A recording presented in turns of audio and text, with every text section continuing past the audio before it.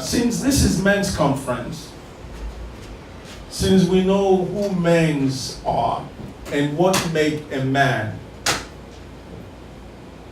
I'm going to ask you this, and like I said, this is going to be a discussion for the next 30 minutes. We're going to go into this discussion in which I'm going to ask you this question, and you will give me an answer that will be documented. And in this, we'll be able to gather what's going on in the minds, in our mind as we are seated. What are we thinking of? Amen. What is at the back of our mind? Amen. Now, question number one is this. If any young boy walks up to you, let's say he's just about 12 or 14, and ask you a question, and the question simply say, who is a man?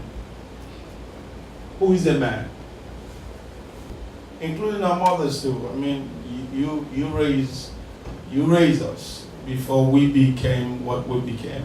But in your own perspective, what one word would you tell that young man if he says, what is a man and who is a man? How do I become a man?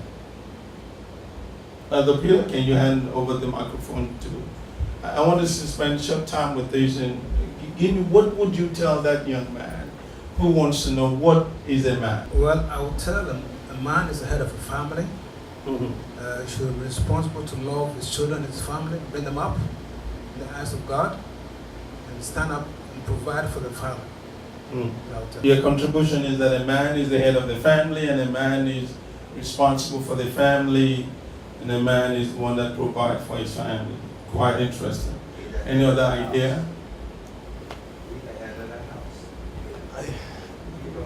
I believe a man is a God creation. Mm-hmm.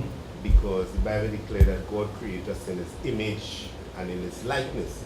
And he said that he made man after his own image and his own likeness. So we from birth, we are babes, you understand? Then we go into boyhood stage, and then we go into manhood stage. And most of the times, broken homes, men or boys don't know the relationship between a father and a son. You understand? And a home with a father and a home without a father is two different homes altogether. But a guy who grow with his father is going to take manly principle.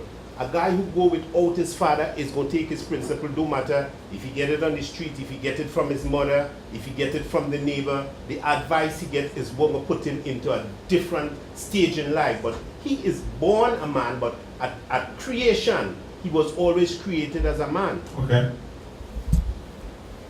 If this is what man is,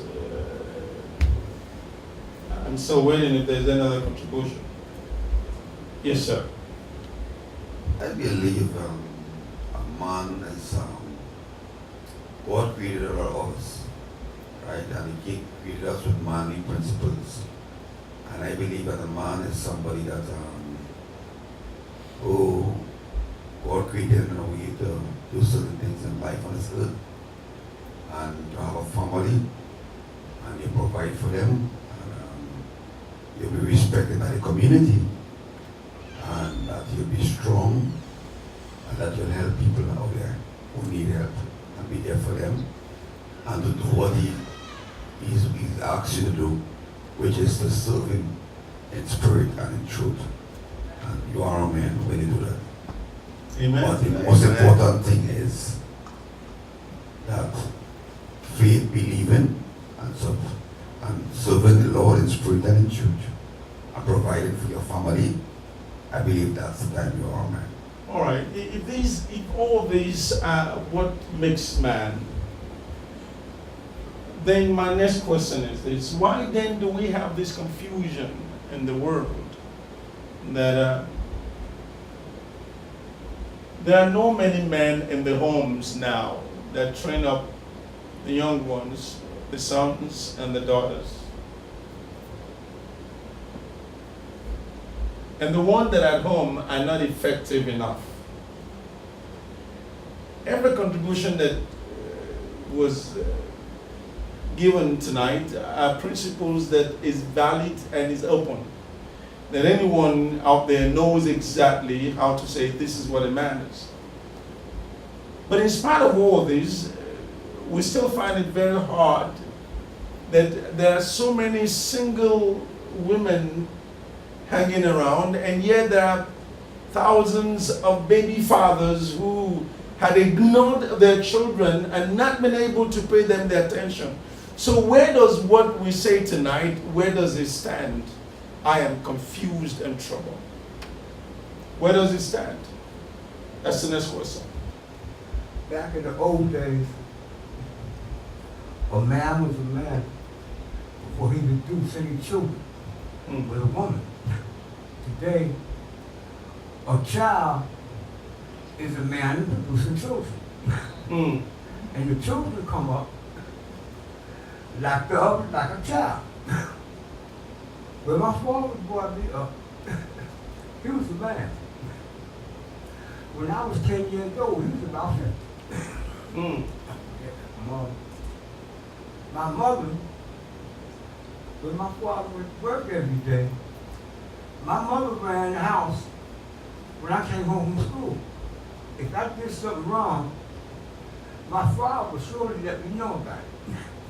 And that's what man's all about. Pay the rent, buy food. You know, and we didn't have nothing to say. But do as they say. And that's what a man is about. Thank you. Now, before you answer that, hold on a second, hold on.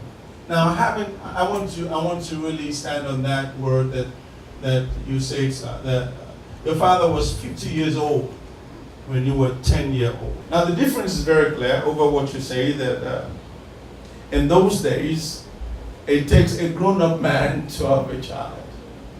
But today, these young boys want to be a father when they don't have a mentor. There is a proverb or saying that says that if you're going to give me a jacket, I want to see the one you're wearing if it's clean. If the one you're wearing is not clean, I'm not taking anything from you. Now, on that point, sir, I'm going to ask another question on that point. So if this is what happened in those days, what do you think, sir, went wrong? Can anybody answer that? What do you think went wrong along the line? Elder Peter? Oh, okay. Here.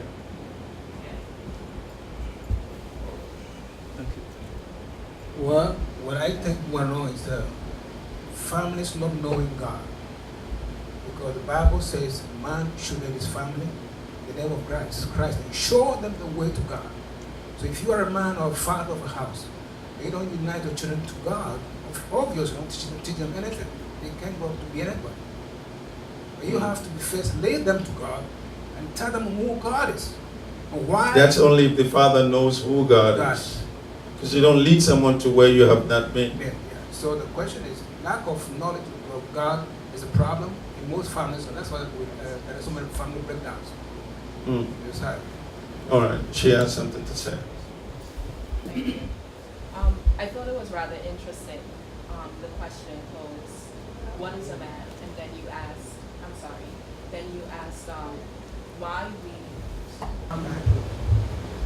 why we don't know what a man is. And I sat here while you posed the question, and I was thinking like, wow, on the outside it seems to be a very simplistic question, what is a man? But I could not answer what is a man, and I know that I'm not a man, but I also thought of it in terms of what is a woman, and I could not answer that.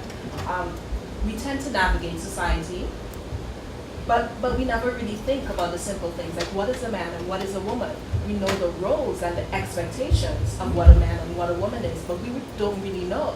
And I think that's one of the problems that we have, that we live day to day, but we never take the time to examine the little things, like what is a man, what is a woman. But when posed with a question, then we start to think critically, like, okay, this is what a man should do, this is what a woman should do.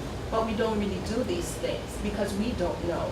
And it's a struggle for identity. Some people live their entire lives as individuals, but we don't really know. Because I sat here and I'm like, wow, what is a woman? By society standards, I'm a woman, but I've never really thought about what a woman is. If you ask me, I can tell you what are the expectations of a woman. And I think that's the problem in society today, that we don't really think about these things. And that's the struggle that we have. We don't know who we are, and we don't know where we come from. So how are we supposed to teach our children if we don't know? And I think it's just a domino effect. If we don't know, how are we going to teach them what a man is and what a woman is?